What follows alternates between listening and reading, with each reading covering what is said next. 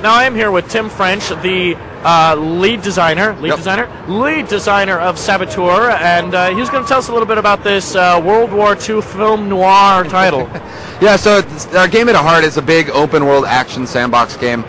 We didn't want to do your traditional World War II game. It's literally something from the get-go we set out to do. Our game is a very personal story about a guy named Sean Devlin, who's a race car driver who becomes a true story.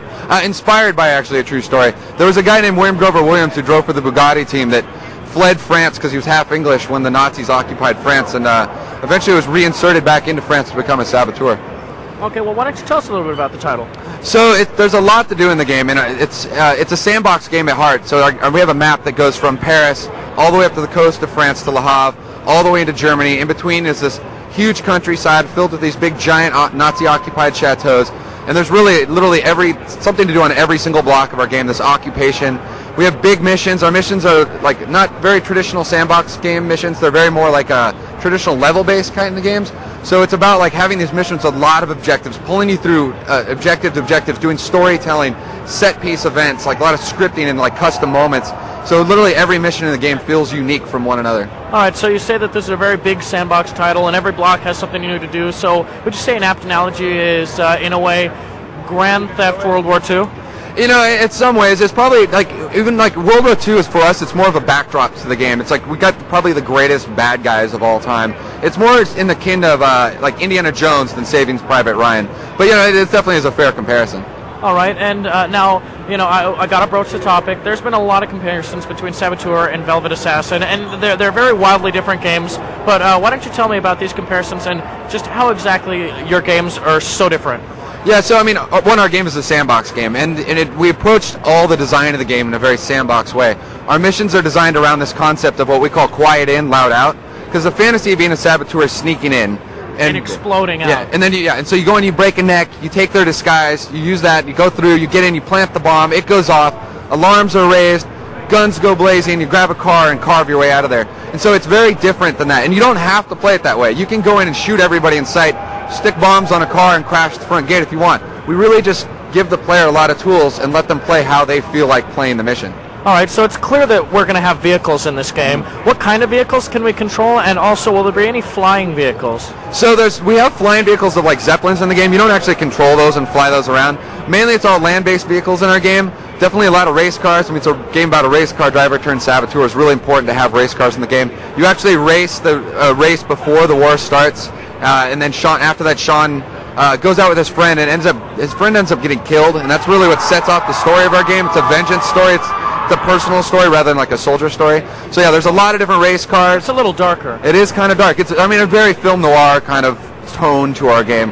But yeah, a lot of different race cars, military armored vehicles, tanks, APCs, trucks, jeeps, civilian vehicles. Yeah, there's a whole gamut of different vehicles. That sounds great. And you know, to finish off the comparison topic between Saboteur and Velvet Assassin, just so that we can push that off the table, can you tell me now that Velvet Assassin has been released, and you know, I'm not going to badmouth the game, but not to the best reception, would you say that you guys are feeling a lot more confident now and a lot more relieved that you don't have that competition there anymore? You know, I mean, there was definitely a similar quality. Like, they have even some visual elements that are close to some of what we did in our game. But I think the breadth and the scope of our game, like, especially after, you know, because I played pretty much all those games that come out, looking at them for research. And their game is very stealth. And ours is very much about freedom and playing the way you want to play. And it's a big open sandbox. And there's always something to do. And there's these big, huge, epic story missions. You know, we have missions where you're running through burning Zeppelins as they're crashing into the ground. So it's big and over the top. Oh, the humanity. Yes. Now, can you tell us, are there any historians that are involved with the creation of the game? Maybe even members of the family, like descendants, that are helping with the details of the game to make it closer to the true story that you want to tell? So we actually, I would say we actually even changed the character. We're inspired by a real guy. We actually changed everything. We're kind of, for our game, it's about more being about the fantasy of the war than the actual war itself. So we actually created our own character. His name's Sean Devlin, and he's Irish, and whereas the other guy was half British, half French. And the Irish for us was to kind of separate it from the traditional World War II game. Like, the Irish had no side in the war. So Sean is a man without a home, really, in this game. And so yeah, it's different in a lot of ways, really. All right, now can we expect any kind of co-op or multiplayer?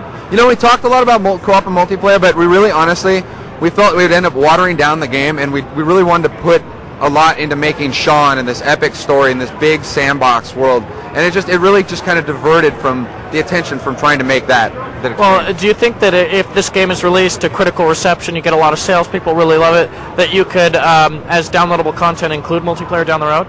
You know, I wouldn't probably say it's like a DLC type thing, but it is something that we've talked about, the idea, and like even before when we were in pre-production, we really kicked around a lot of ideas for multiplayer and like a co-op experience, and it would be something I'd really love to do. Like, our universe it's fairly broad, and our character is really fun, and we could definitely expand upon it. I guess the bottom line is there any possibility after release? Any possibility as an add-on of some sorts? There's definitely something. I mean, stuff I just can't talk about really. I completely understand. Now, you know, people in the chat room are asking questions, and they want to know who is the voice actor for the main character? So the main character is voiced by this guy named Robin Ecken-Downs. He's actually Irish, and but he's been living in the States for a while. And we put a lot of time into finding a voice actor that sounded Irish, but we wouldn't have to subtitle in the game. That was a big worry. You know, we didn't want him to be like the subtitles. Damned if you do, damned yeah, if you exactly. don't. So it was a really tough kind of line to walk. All right, now continuing to get more questions from the chat room. People want to know exactly how big is the map? And the second part of that question is, as a sandbox game, you know, a lot of sandbox games, the stories get a little watered down because they get lost in this big sandbox environment. How do you keep the intensity of that story up while being a sandbox game?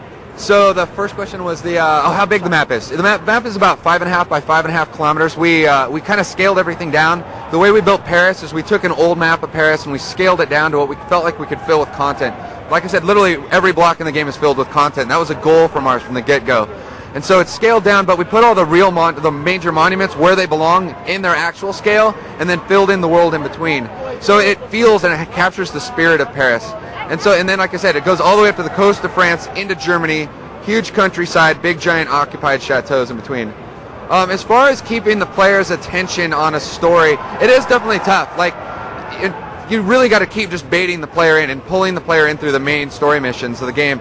And we do have a lot of drive in there. It's constantly going. But it is, you know, you can wander around and get lost, and it's fun to do too. Like sometimes I'm playing a mission, I'll be like, oh, I'm gonna go blow up some towers, because when you blow up towers, you get a contraband, which you can go sell to the French or the black market, get weapons for yourself, upgrades, and then sell that and give it to the French resistance as well. So there's a lot of different kind of ways you can play the game, and we just keep trying to pull the player into the story, and there's a lot of interesting characters and setting up a lot of intrigue for the player to want to keep playing the story. That sounds very interesting. And now, you know, another question from the chat room. People want to know when the game is being released, if there'll be a demo, and what exactly they can expect in the demo. So right now we're going to be shipping the game on December 8th this year, and for the 360, PS3, and PC. We haven't discussed or announced any plans for a demo yet, but hopefully we'll be able to talk about something soon.